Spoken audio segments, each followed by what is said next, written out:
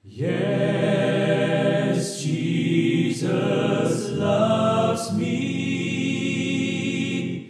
Yes, Jesus loves me.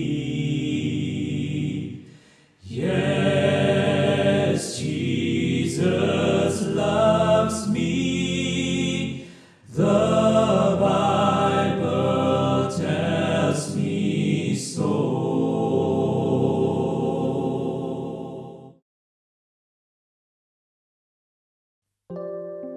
Bapak, Ibu, dan Saudara sekalian, anggota Jemaat GKI Sulung, dimanapun berada.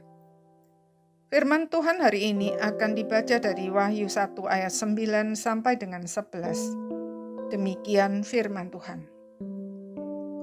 Aku, Yohanes, saudara dan sekutumu, dalam kesusahan, dalam kerajaan, dan dalam ketekunan menantikan Yesus, berada di pulau yang bernama Patmos, oleh karena firman Allah dan kesaksian yang diberikan oleh Yesus. Pada hari Tuhan, aku dikuasai oleh Roh, dan aku mendengar dari belakangku suatu suara yang nyaring seperti bunyi sangkakala.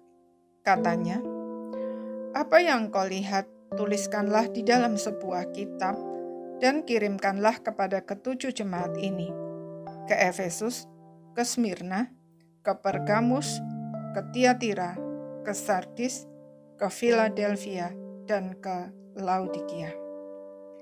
Saudara-saudara sekalian, kitab Wahyu merupakan surat pastoral yang dikirim kepada 7 jemaat untuk menguatkan mereka yang saat itu sedang teraniaya karena iman mereka kepada Kristus.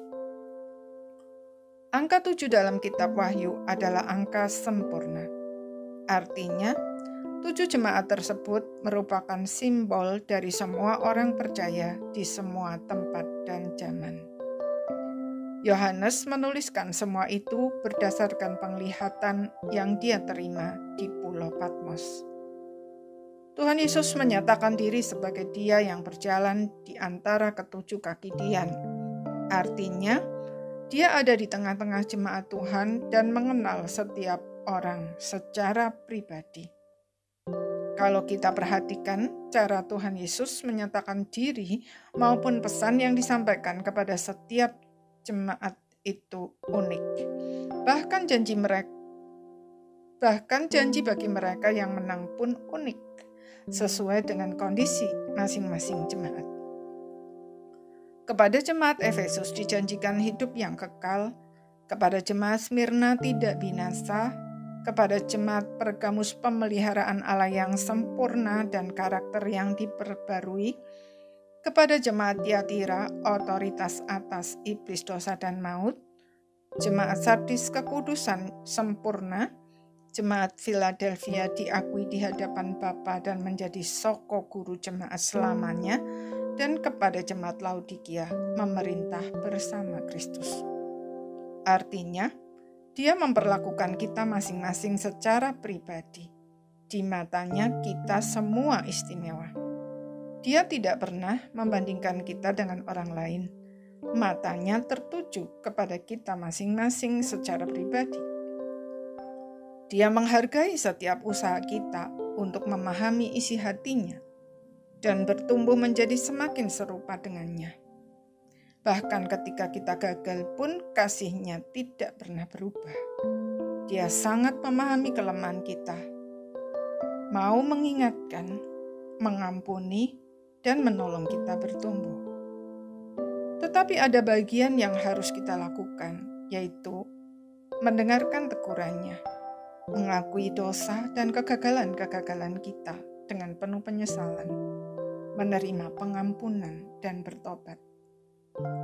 Jika kita mau senantiasa berproses dengan Dia, maka Dia akan menjadikan kita sebagai orang-orang Kristen yang menang.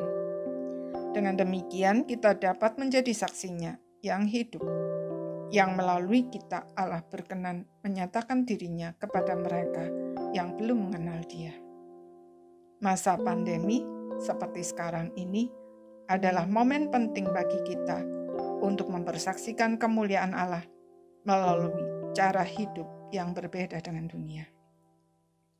Orang-orang yang belum mengenal Tuhan Yesus tidak membaca Alkitab, tetapi dengan membaca hidup kita sebagai orang-orang yang telah ditebus, mereka dapat mengenal Dia dan diselamatkan dari dosa dan maut. Tuhan sudah melakukan bagiannya. Karena itu, mari kita lakukan bagian kita dan menang. Amin. Mari kita berdoa.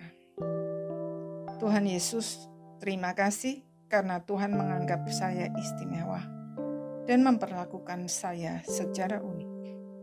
Tolonglah untuk memahami Tolonglah saya untuk memahami betapa dalam kasih-Mu itu. Dan dengan kekuatan kasih-Mu, saya dimampukan untuk melakukan bagian saya dan bertumbuh semakin serupa dengan-Mu. Dalam nama Tuhan Yesus, saya berdoa. Amin.